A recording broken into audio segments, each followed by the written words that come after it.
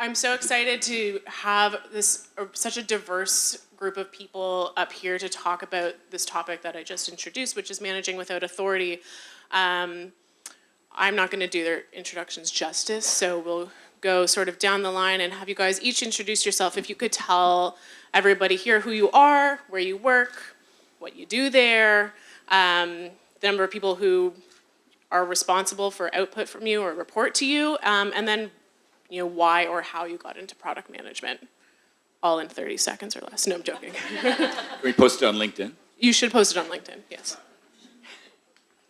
Do you want to? Should I get started? Yeah. So, hi, I'm Natalia. So I am a leadership and mindfulness coach and also an agile facilitator. I work with both organizations, teams, communities, and individuals. Prior to becoming coach full-time, I was a senior product manager at League, launching their health product line as a digital health platform. And before that, I was at a big financial institution. I was managing a team of product managers, business analysts, and data scientists to manage their digital platforms, such as online banking and mobile app. My path to product management was actually from analytics. So I'm a nerd at heart.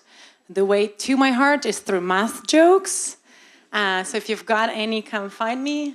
I have one I really like. If you ever wanted me to tell it, I will. But some of you might not find it funny. Please tell it. Oh, we'll do it later. I just don't want to, bias you towards other things I say. But yeah, I was in data science and then transitioned into underwriting, digital marketing, then overall business management, and then made a case at the company for closing the team, which was marketing, because I felt as there's no point marketing to your customers when some of your experience are really shitty and you don't need to then try to make up for them with a bunch of emails. And that's how I became a product manager in the first place. I'm extremely passionate about the role of product management because it is a leadership role without a badge and without a title. So it's very high influence, it's very high impact, and my passion is to make sure that product managers thrive, because if they thrive, then their team thrives, and then they impact both the customers and the people around them. I'm bad at math, so I don't have any math jokes for you. But I did start in journalism, which is probably why I'm bad in math. I now work at the CBC, and I lead a group of audience-facing or customer-facing product managers, about 14 of that team, and then a mixed team of designers as well. And at the CBC, one of the things that we really try to focus on is trying to tell the stories to all Canadians. So reach out to every single Canadian, every single person who may not care about the CBC, may love the CBC, and try to represent their needs.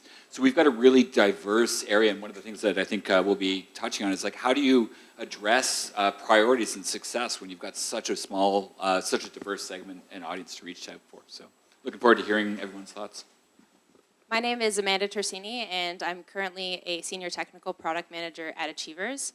At Achievers, we're focused on empowering employees through our employee engagement platform. If that sounds interesting to you at all, we're hiring for product design as well as engineering and data science, so please check us out.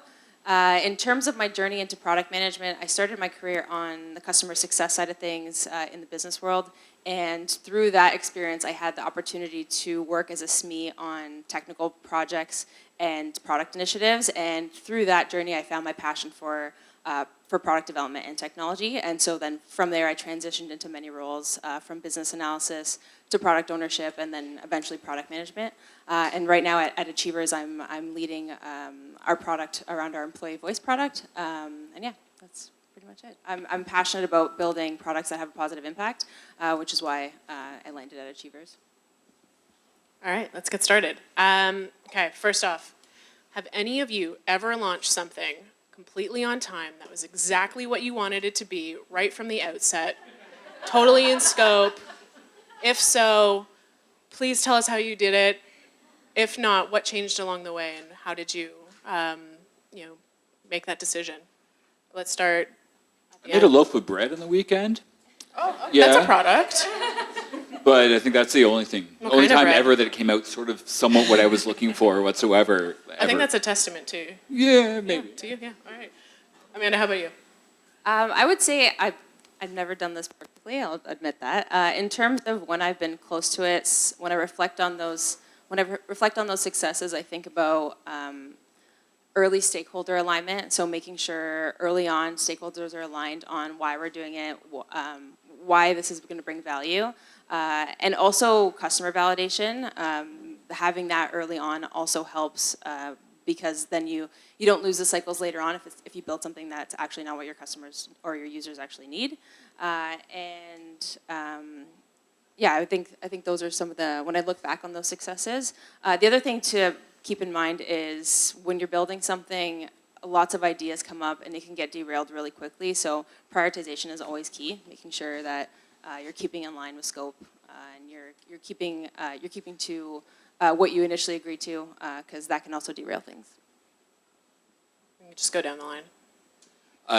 Yes, I mean, I think the key thing is stakeholder management and expectations. One of the things that I privilege a lot, especially as a media company, there's a high onus on telling stories and making sure the story is understood and the narrative is understood. So as the priorities change and the technical requirements become a bit more complex, or there's a new opportunity that emerges from the audience insights, really letting the stakeholders know and let them understand how we're prioritizing that activity. We see a valuable opportunity in this space here. It means a bit of a delay, but we think we're going to get a bigger win in the long time. Are you comfortable with that? And talking about the pros and cons and helping to show how we came to that insight to invite that conversation, that debate. I had once almost had experience. I was thinking about something launching. It was a migration of a platform, a new experience for online banking for customers. But what I realized that it actually wasn't the first attempt. And this first attempt was a complete failure. And that's why the second was actually really successful. And what helped it is exactly the fact that when something, it wasn't the same project, but an adjacent project was a complete failure, it really helped people across the whole organization to come together and say, how do we make this a success? And that makes a huge difference because now, especially, you know, for some, I'm sure there's some product managers working in enterprise with legacy systems, with lots of shared services, where you're constantly in a lineup and, you know, people are like, oh, yours is not as important. Now, you've got everyone who's like, how do we make it a success? Because just a couple months ago, we locked out millions of customers from getting their payment information, and people were waiting on the line for 2 to 4 hours. So imagine that, and people said, we can never let that happen again. And now you have operations who are coming to your demos and looking at your product and making sure that you managed edge cases. And when you have edge cases, instead of saying, oh, it's just 2%, you multiply it by the couple of million of customers, and you start talking to operations and solving their problem, saying, are we staffed enough? Do we have the right skill set if this thing doesn't make it in? So the amount of teamwork that went into it outside of your product team, I think what really made it then a success. Yeah, I want to dig into stakeholder management and failures and horror stories a bit. So we'll definitely get to that. But I want to know now how, when you have these teams whose output you're responsible for, who don't report to you, what are some of the tactical things that you do to get them excited, to get them to buy in, and to get them to be accountable for the delivery? We'll start with you this time, Natalia.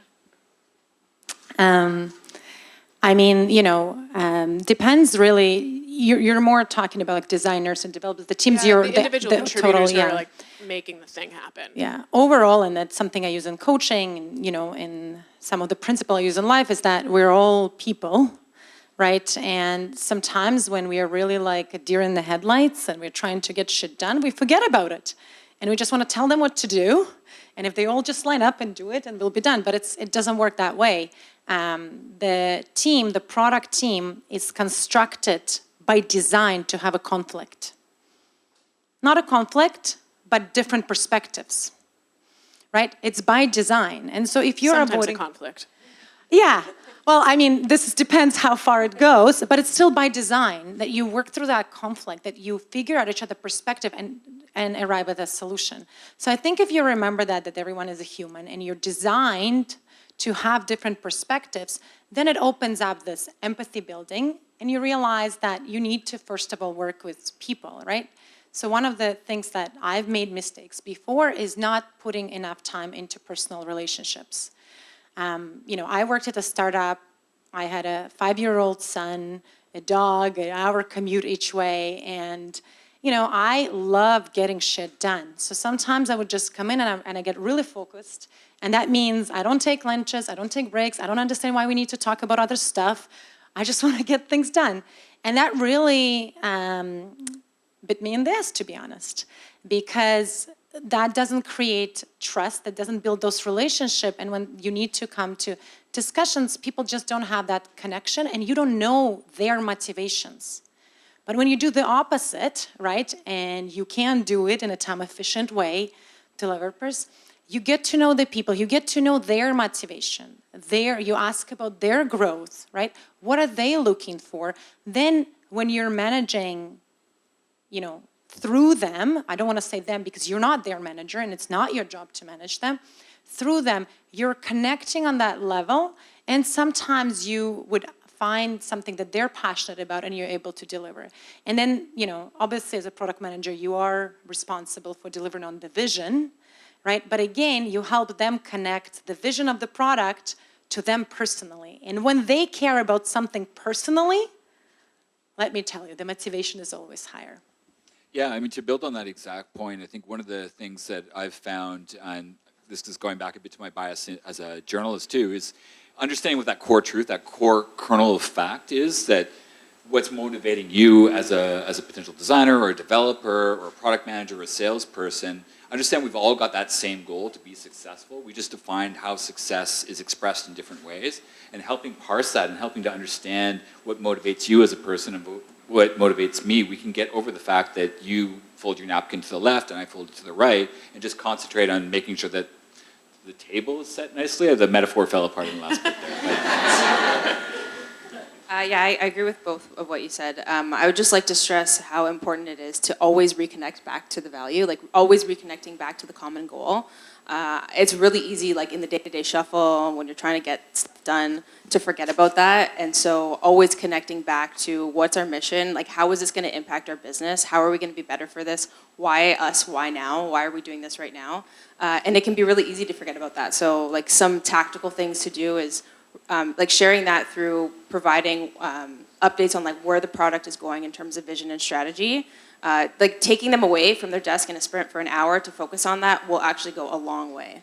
And also, when it comes to actual new initiatives or new features, sitting with them and actually kicking that off.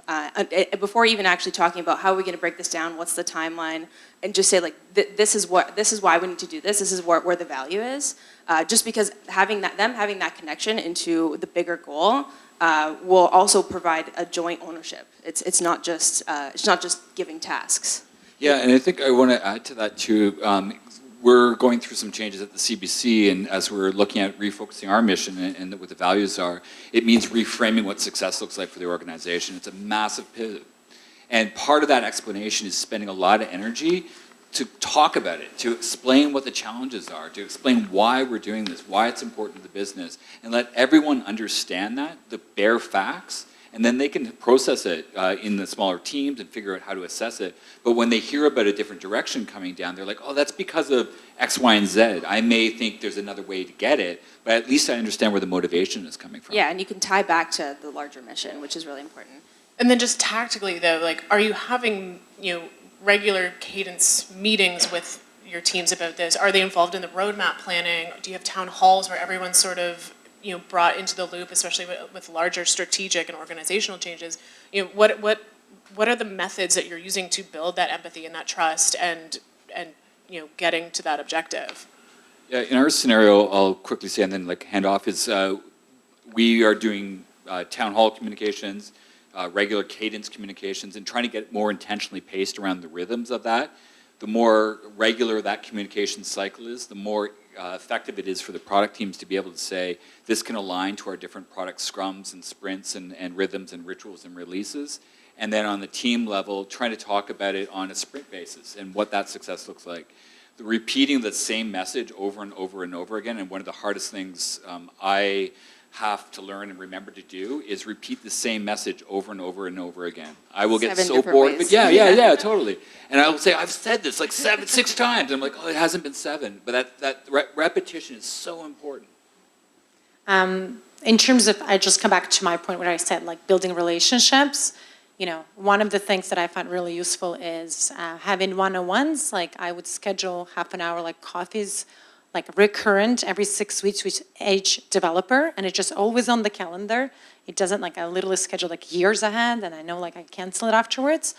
But it's always there, and I always know there's something to connect about. Another thing I wanted to mention is really bringing customer into the room. And I don't mean, like, physically. You can. But one thing that I found amazing with developers is taking them to customer interviews. Note taker, like, it's phenomenal, the empathy they develop, and I 100% believe that the developer who has the empathy for the customer problem will ask the right questions and will have the right context if they have to, like, disagree with you, or not even disagree, make your requirements better and help you solve the problem. So that's one thing I've done on a regular basis, is spread out the work of customer interviewing, that sometimes I'm not even there, it's just designer and developer, and they consolidate back to me. So they feel more responsible, they feel part of the discovery and the solution, and it really saves you time as a product manager. Oh, there was just one separate point that I was going to mention.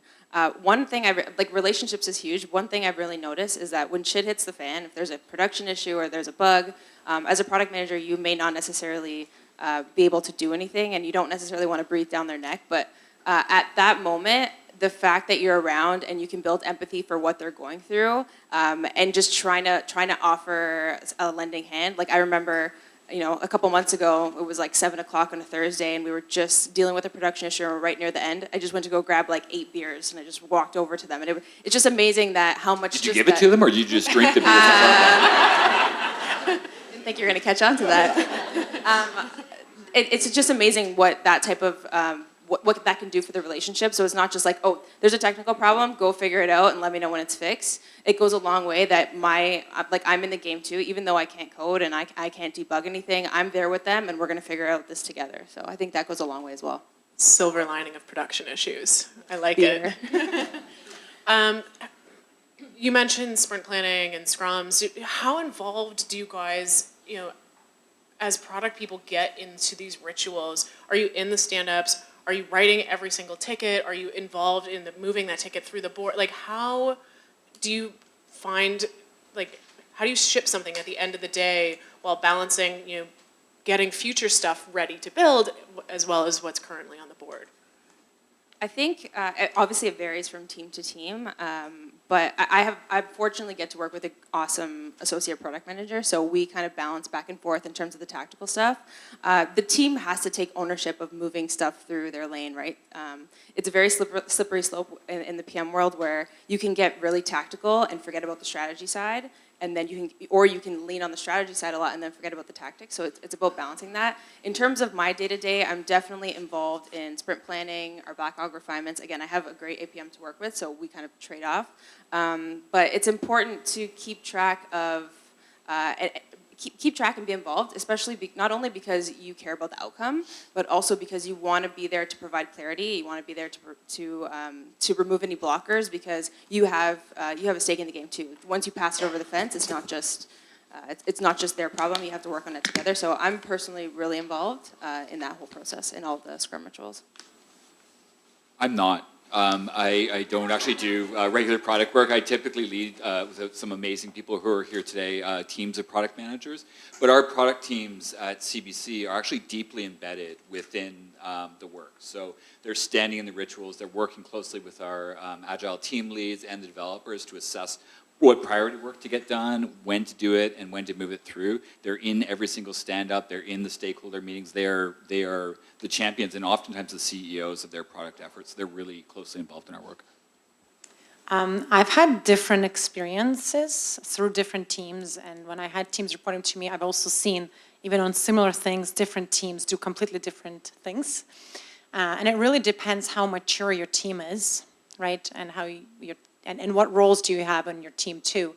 Because if you're a bigger team and you have Scrum Masters and you have tech leads and technology managers, you might be more equipped to really, hand off delivery in a way, especially if your discovery efforts are longer. So I think it really depends. I've had experiences where I was very involved, and I've also had experiences where really more designers and with a tech lead, we were writing more requirements than I was, and definitely making stories, because the discovery track was so heavy and there's so many unknowns that if I wasn't spending time there and making sure we're getting the stakeholder alignment and we're testing, they wouldn't have even anything to build.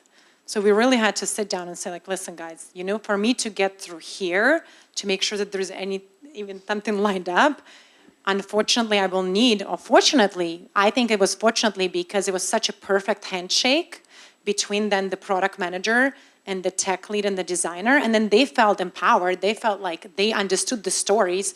Can't blame your PM anymore, right?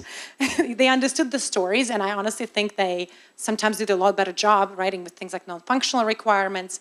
And so what I liked about that, so when I asked like the tech lead to really be part of the story writing and the delivery, they involved the team. And that became, a huge lift of my shoulders, but also very empowering for the team.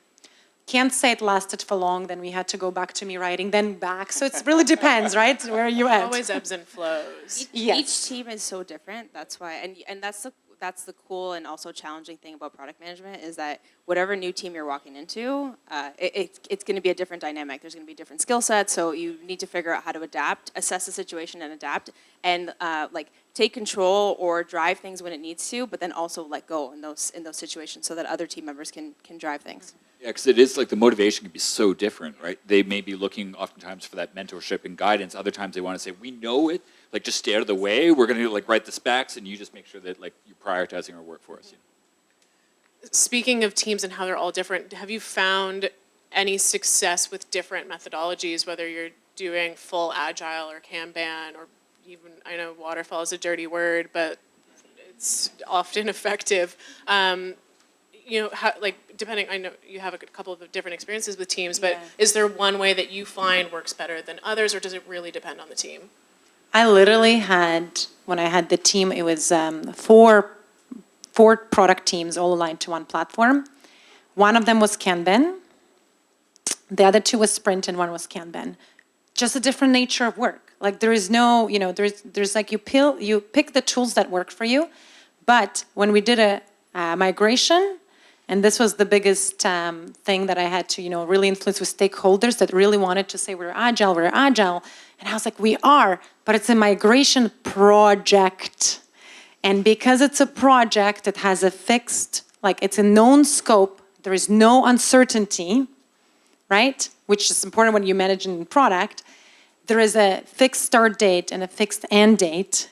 And the objectives are clear. We have to get from point A to point B. Let's manage it as a project. And there was tons of resistance. And you know what helped with resistance? Remarketing. So rebranding the terms. Instead of calling project, I called it program. And instead of hiring a project manager, we got a program manager. And it worked great. And I'm so proud I did it because it did feel like everyone was a little bit like, but Natalia, but we just went agile. We paid all these agile coaches and we're now agile and now we're doing a project. I'm like, no, don't worry, we're doing a program. And it worked out great. I was worried for a second. That was good. Programs. Yeah, exactly. But I think, again, there's no one way, and I've seen all of them work. It's just you have to be honest with yourself and really not pretend what you're doing. Just if Kanban works for you, it works for you. If Sprint works for you, then Sprint. And sprints too. We've done weekly sprints, we've done bi-weekly sprints, and one team worked on monthly sprints. And honestly, it was like, it worked for them, and they adapted as they needed to. Agile can get caught so much in process, I find. The debates about open Scrum versus pure Scrum versus Kanban. One of the things that I found really successful at the CBC is the management team has done, and the product management team has done an incredible job at aligning on values. So we really are privileging the idea of collaboration and learning and improvement and embedding that as our agile truth. And as a media company, we're facing deadlines on a regular basis. So one of our big strategic work that we've been working on for the past couple of years has been the idea of these big events. Elections, Olympics, all these sort of major things that have immovable deadlines that we can't miss whatsoever. We don't have any control of when they're going or when they're not going. We know that there's a certain level of feature set, a minimum viable feature set that we have to launch with. But in that space, there's a lot of room for flex. So while it is a program or a project with a fixed deadline, giving the teams power, the empowerment, and the trust to be able to define the path to get there and informing them on what that success value looks like. You need to hit a couple of these key outcomes. Everything else is wide open. And part of my job and part of, I think, the product management job too is to protect the teams, to give them that safety, to explore and take those risky edges so the stakeholders can understand that there's going to be something great at the end. They're not going to miss out on what they're looking for, but they may be surprised at the end of it, surprised and delighted, to use that cliche. Does that give them the space to just self-organize into whatever methodology they want to pursue, or as a team, or is it prescribed in terms of what it needs to be Kanban or it needs to be Scrum? Yeah, broadly we don't prescribe. We actually had a team right now that had been operating Kanban for a long time because they've been doing a lot of operational work. So they had that classic channel, the 3 channels moving through, business as usual tasks that just were clearing out. And they were looking at the work and looking at their pace of deliverable, and it wasn't quite hitting where they needed to be. And the motivation of the team was dropping pretty significantly because they were just seeing tickets coming in, coming out, and they're like, do I really want to be part of this group? So they switched to Scrum. And it was a transition that took about, I think, a month or so. And the outcome of that, once the teams kind of realized, oh, wow, this feels different, but I'm seeing what my burn rate looks like, the motivation of that team has been greatly improved as a result. I think that's key, like allowing teams to self-organize. It doesn't always work because,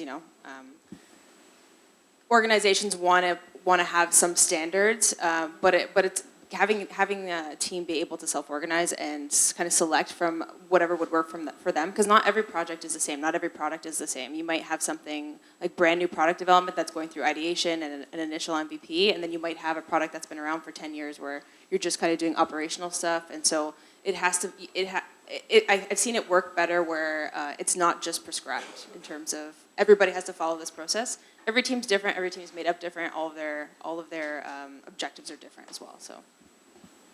Cool. Shifting gears a little bit to more managing up versus down or sideways. When you're working with stakeholders and you have these ideas and these visions of what you want to bring to life, what are some of the tactics that you use to get that approval? Let's dig in. I think obviously there's many different types of stakeholders, so it's good to know your audience. If you're trying to sell your vision at an executive level, presenting that proposal in a very succinct manner, just in terms of like, why is this important? What did you do to validate this? Why do we need to do this now? And a few options on how you would tackle it, just to give them the information and show the rigor that you put behind it. I think that kind of information is good in terms of managing all the way up and trying to sell executives on your vision. In terms of your primary stakeholders, so in my case, I have lead from sales that I'm working with, a lead from customer success, and a lead from development. I think involving them in the process and also allowing an opportunity to have shared ideas. At the end of even though that we're ultimately responsible to drive that vision, if they are collaborating through that whole process, whatever the outcome is, it's something that you've all worked on, and so the buy-in is happening inherently. And I think that's a tactic that's been helpful. It's not always possible, especially if you have tight timelines, but the more you can incorporate them earlier on, the better. Yeah, for sure. We've just been working with a group of people now, and I'm struggling with the name, because we used to call them stakeholders, and literally he's a senior leader in the organization. He said, "Don't call me a stakeholder, we're partners." And that mindset is so true, right? Because I think if you can share and think about the people that you're working with, even if they're in a different department or have a different business goal, as a partner, and you can align on what that outcome is and build that trust, then you've got a real opportunity that when you do have to sell up, you've got allies in the room to help carry you. And at the end of the day, it's just like the relationship that you're building with engineering. It's just on the other side. So building those relationships, and then by the time you actually do go present things to executives, you have that buy-in, like you said, which is key. I'll add a couple of things. One thing, one of the skills that I found very, very useful for product managers and that I help to build in coaching is storytelling, right? Leadership through storytelling. And don't confuse it. You don't want to be telling stories and not having your facts behind it. You don't want to be, storyteller on the bad side of it. We're like, oh my God, he again with his stories. No, but you want to be able that you have all of the facts, you have all supporting slides, but the way you deliver it is in a way that captures the attention and that captures your audience and even invoke emotions, because at the end of the day, you're trying to connect them to a customer problem and what you're solving. So I think storytelling is extremely important, but again, have your facts ready, your data ready, your deck ready, and then tell the story versus the opposite, just telling the stories. Yeah, every bullet point you put on that slide, make sure you have like 5 anecdotal, backup Exactly. information. Yeah. And then another thing I wanted to mention is that remember that exactly, you're not, I really hate using the word selling, like selling ideas. How many of you enjoy being sold to? We got to chat. I'd love to hear more from you. But overall, this was 3 out of 300 people, right? There's sometimes that feeling that, I don't know if they gave me all the facts. Like, it's like a dog with a bone, right? Like, they're just thinking about their bone. Like, did they give me all the facts, or did they modify the data to sell me, right? So that's where it's important to really bring back, your leadership wants to solve the problem, right? They want to solve the problem, same as you do. So I think creating that this is what we are proposing together, and we are looking for you as kind of brain trust to make sure, because don't forget that your partners, your stakeholders, your leadership, they also might know what you don't. They might be more experienced. Hint, they likely are, right? They've likely seen a lot of things. So you're there really to expose it, to show, but also to be humble and to receive a different perspective and different feedback. And I think that goes back to what you guys were saying as well, in terms of partnerships and the building relationships with your stakeholders the way that you do with engineers, so that they trust you, that you're not just selling them something without all of the proper facts. I really like what you were mentioning about the idea of taking that as an opportunity when you're presenting to the executives or senior stakeholders. They have more experience. So use that as an opportunity, almost as a customer research gathering session. When you're presenting out that idea, listen to their feedback. Take their criticism as customer feedback. Oh, I didn't think of that perspective. I didn't solve it in that way. So if you're getting that rejection or that pushback, don't take that necessarily personally, but take it as going back and saying, how can I improve my work? Or how come they ask me that question? That doesn't make sense to me. What was the inspiration for that to solve for? And I want to add a more tactical skill as well. If you have, something that you really need to influence up, one of the ways is also to, I don't want to say pre-sell, but connect with people before they're all in a group.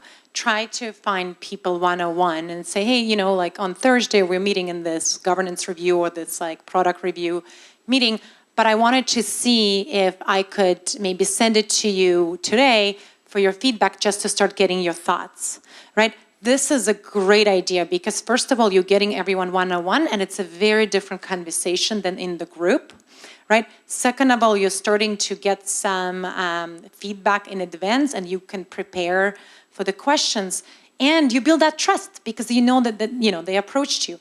And sometimes what helps is also if one of the stakeholders or someone else is also your ally, right? For product, a really great ally and really your best friend is your tech lead.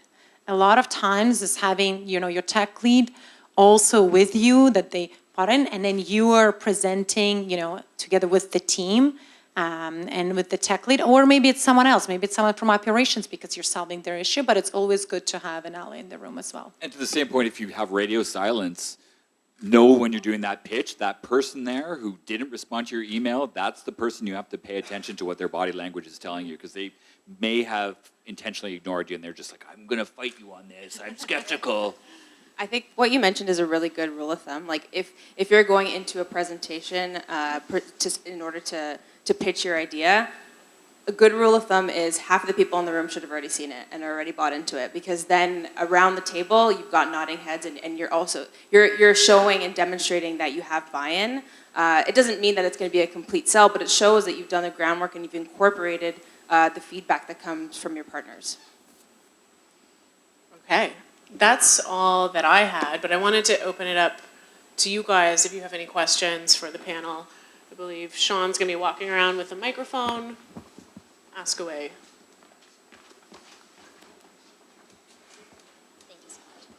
Thank you so much for the great panel. I have a quick question. So obviously many people are transitioning from the different careers into the product management. So I'm curious, like, what were your first challenges landing your first product management roles? And the second question is, what are the most important characteristics you're searching in the PMs when you're hiring? Thank you. I'll answer the hiring question first and defer to the others for the first product management role. One of the things I look for is the ability to connect and tell a story. Can you, going back to what Natalia was saying, can you boil down the idea in a simple way and explain how you came to that conclusion, and tell it in a room with empathy and open and active listening in terms of how you engage as a person. So that's one of the things that I pay attention to the most. The first question, just to make sure I heard it right, is the challenge in terms of finding my first product role? Yeah. Transitioning, yeah. I would say, so from my background, I came from business analysis, where I was kind of in the middle of business and tech, but in terms of the strategy, I wasn't as dialed into the strategy. I was more on the tactical side, writing requirements and figuring out solution. One of the biggest challenges was that was my comfort zone. So I would always default back to tactical. However, as a product manager, it's very important to be able to scale up into strategy. So that was initially one of the biggest challenges for me when I transitioned. Well, interestingly enough, the panel is managing without authority, and it was the biggest struggle for me, for sure. And the reason is I do like telling people what to do. I really do. And I put a lot of thoughts into when I come up with things. I can talk to my husband about that. But I do put a lot of thoughts into it, and I like selling. So it was a challenge. It was a challenge to then be in the role where you really are sharing responsibilities, right? You don't need to be a hero. This is a team. You're as a team in delivering. And it took me a while to transition to this informal influence, informal leadership, and really understand that they are people, and they are smart people, and they're smarter than me in a lot of areas, and really become humble, really understand this. And it took a while. And then your second question, what you're looking, so, I don't work in an organization right now to hire, but I used to hire product managers. There's a couple of things that I usually look for. So one is being result-oriented. Like, you have to be resilient. You have to keep an eye on the end goal. You are the one that always has to kind of carry, the flag at the front to be like, don't forget where are we heading. So you have to be result-oriented. The other one is you have to be a problem solver. You are constantly solving problem, whether it's a customer problem, whether it's a tech problem, whether it's a people problem. You have to like solving problems, because you'll be facing with problems every single day. And then another one is really empathy and communication skills, but especially empathy. The fact that you understand that you need to spend the time to listen to other perspectives, whether it's from the customers, from the stakeholders, and so on. But this is in the top 3, I'd say. And one thing with problem solving, I do want to pile up on that one, is also problem solving with prioritization. And that's very important, because I do sometimes, when I used to interview especially, I'd get people who love puzzles, and they would solve all possible puzzles, and they would go into problem solving mode, even if it's not worth solving. So it's problem solvers who can determine, right, that the problem is worth solving. Thanks for sharing your thoughts. I'm just curious in terms of customer interviews, what has worked best for you in your roles in terms of the frequency of it? Is it weekly? Is it like bi-weekly, monthly? I'm just curious. I think it depends, I guess, in terms of where your product is at and the rate at what you're building. You get to a point of diminishing returns because if you already collected enough feedback and you get to the point where you already know what you need to do, at that point you need to go back and build that and then circle back with them as opposed to just asking the same questions over and over again. So it depends at the frequency of what you're building and if you have enough data to actually act on. At Achievers, we do have a specific product council group where it's stacked with some of our key customers from all different cross industries. So we leverage them. We get together once a quarter, but then in between monthly, depending on what we're working on or depending on what our needs are, we'll reach back out to them. But it's highly dependent on what you're trying to achieve, and not just doing it for the sake of doing it, actually tying it back to an objective. Yeah, and then narrowing on the segments. So making sure that if you're tackling a large audience, is there an opportunity that you haven't heard from a particular audience group before or a customer group before and listen to them? The other heuristic I pay attention to is the depth and complexity of the backlog.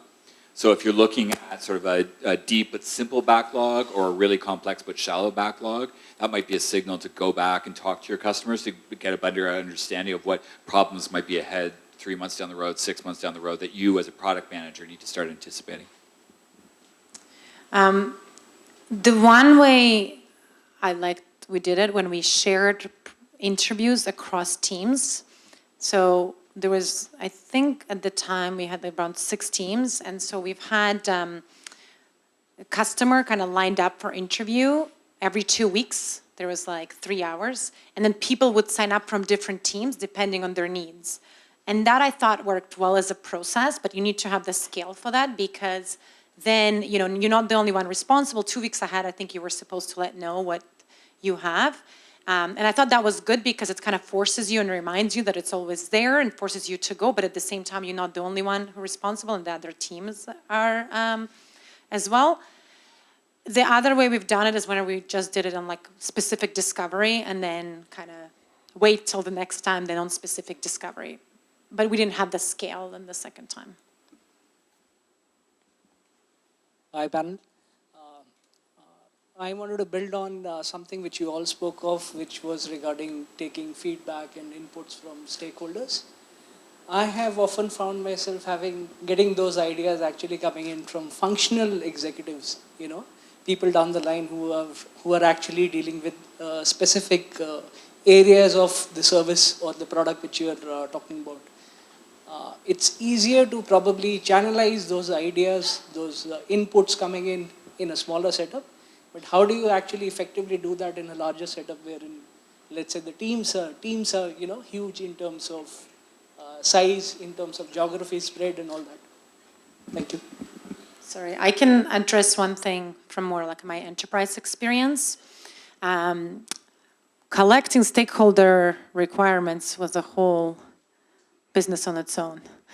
It literally was, but it was worth it. So one thing what we would do when we kick off some kind of discovery efforts, we would do like a 2 hours where they can drop in and make sure we heard them. So I would literally lead those, were called discovery days, right? And they're on their calendars every quarter already. They're with all of them and they can come in and we present what the current problem we work with and then we document what we heard from them, right? And that's very important. You document what you heard from them. Even if you know it might not get prioritized, you need to make sure they know where to plug in. And it was very useful because they always knew that second Tuesday for me was like second Tuesday of the quarter. Natalia for online banking, she holds this session where I know I can come in and I will be heard. And then from there, we would do analysis with the product owners. Does this use case make sense? And then we would report back and they can log in. It was like a spreadsheet, nothing fancy.